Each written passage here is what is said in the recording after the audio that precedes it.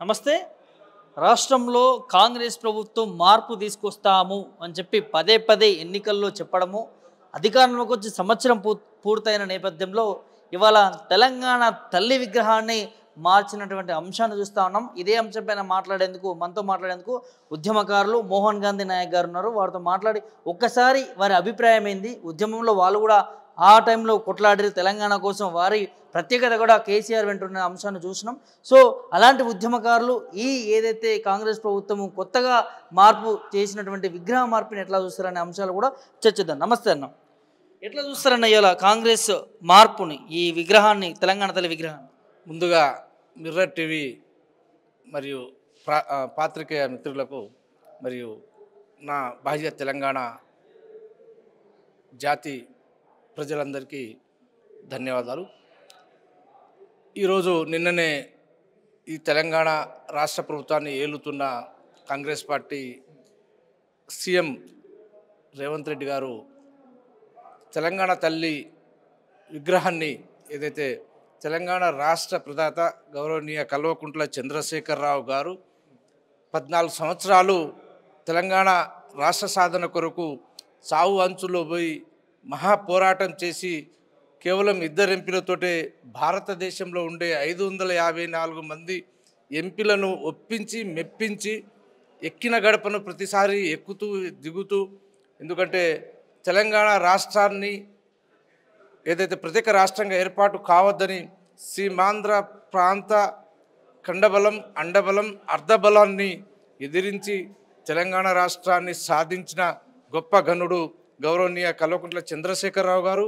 వారు తెచ్చిన తెలంగాణను, ఈ తెలంగాణలో తెలంగాణ తల్లి విగ్రహం ఎట్లా ఉండాలని చెప్పి 2006లో ఏదైతే తెలంగాణ తల్లిని రూపశిల్పి చేసి ఆవిష్కరించిన అట్టి తెలంగాణ తల్లిని ఏదైతే తెలంగాణ రాష్ట్ర ప్రభుత్వం 10 సంవత్సరాలు అధికారంలో వచ్చిన తర్వాత కూడా ఎవరు ఏలెత్తి చూపని విధంగా ఆ యొక్క తల్లి రూపకర్తను చేసిన గొప్ప నాయకుడు కేసీఆర్ గారు.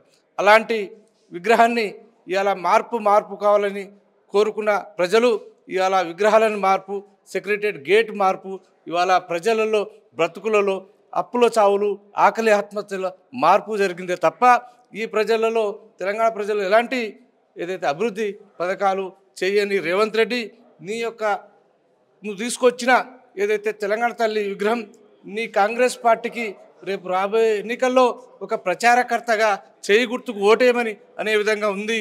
దీన్ని మా తెలంగాణ సమాజం క్షమించదు. నువ్వు రేపు 9వ తారీఖు నాడు ఈ విగ్రహాన్ని ఆవిష్కరించి సెక్రటరియట్ ముందు పెడతానంటున్నావు, కానీ ఇది నీచమైన, హేయమైన, ఒక దురదృష్టకరమైన, ఒక దుర్మార్గమైన చర్యగా మేము భావిస్తూ నీకేదో సీఎం పదవి కుర్చీ దక్కిందని చెప్పి ఇవాళ రాష్ట్ర ప్రజానాయక అభిమానాన్ని మీరు అగౌరవపరుస్తున్నారు.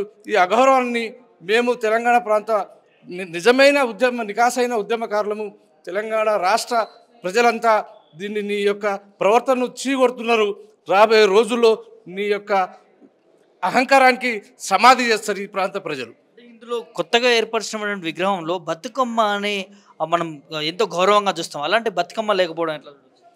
ఇవాళ గౌరవ తెలంగాణ రాష్ట్ర ప్రదాత కల్వకుంట్ల చంద్రశేఖరరావు గారు తెలంగాణ ప్రాంతానికి బ్రాండ్ అంబాసిడర్గా ఉండే ఏదైతే బతుకమ్మ పండుగ, ఇలా బతుకమ్మ అనేది బాహ్య ప్రపంచంలో 9 రోజులు ఆడే పండుగ.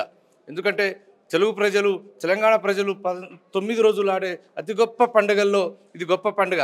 అలాంటి పండుగను ఎంచుకొని బతుకమ్మ కుడి చేత, ఎడమ చేతిలో మన ప్రాంతంలో, ఎందుకంటే నీటి సౌకర్యం లేనిప్పుడు మొక్కజొన్న, అయితే జొన్న కంకులు వేస్తారు కనుక ఈ 2 కంకులను సృష్టిస్తే ఇవాళ ఆ మొక్కజొన్న కంకులను దూరం చేసి ఆంధ్ర ప్రాంతానికి ఎక్కువ ఒడ్లు పండే ఆ ప్రాంతం యొక్క ఆనవాళ్ళను తీసుకొచ్చి ఒక చేత పెట్టడం, ఒక చేత అదైతే తెలంగాణ తల్లి విగ్రహంలో కిరీటం కూడా లేకపోవడం చేయడం అనేది దుర్మార్గమైన చర్య. రేవంత్ రెడ్డి ఇప్పటికైనా ఈ విగ్రహాన్ని ఆవిష్కరిస్తారనుకునే దానికి వెనక్కి తీసుకోవాలి.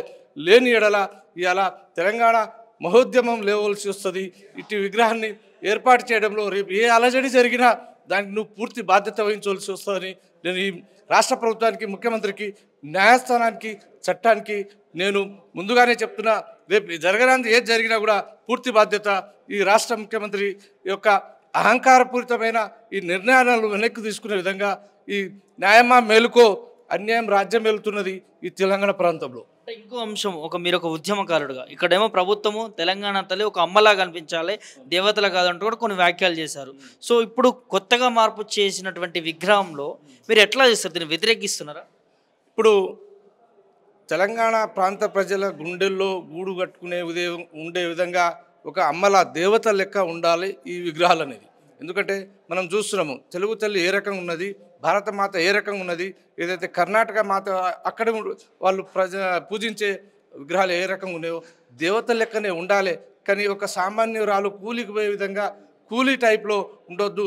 ఎందుకంటే మనం కొలిచే దేవుళ్లకు వారికి ఏదో రకంగా అయితే ఉంటుందో ఆ దేవత టైప్లో ఉంటేనే ఈ ప్రాంతానికి మనుగడ ఉంటుంది. కానీ ఈ ఏదైతే సామాన్య మహిళ ఆశీర్వదిస్తే ఎవరు ఒప్పుకోరు. ఒక దేవత రూపంలో ఆశీర్వదించి మనం మొక్కుకున్నా కూడా మన మొక్కు చెల్లే విధంగా ఉండాలి, దేవత రూపంలో ఉండాలి. కానీ సామాన్యురాలుగా ఉండకూడదు అనేది దాన్ని బట్టే మా గౌరవ తెలంగాణ రాష్ట్ర ప్రదాత కల్వకుంట్ల చంద్రశేఖరరావు గారు రూపొందించిన విగ్రహం చూడండి.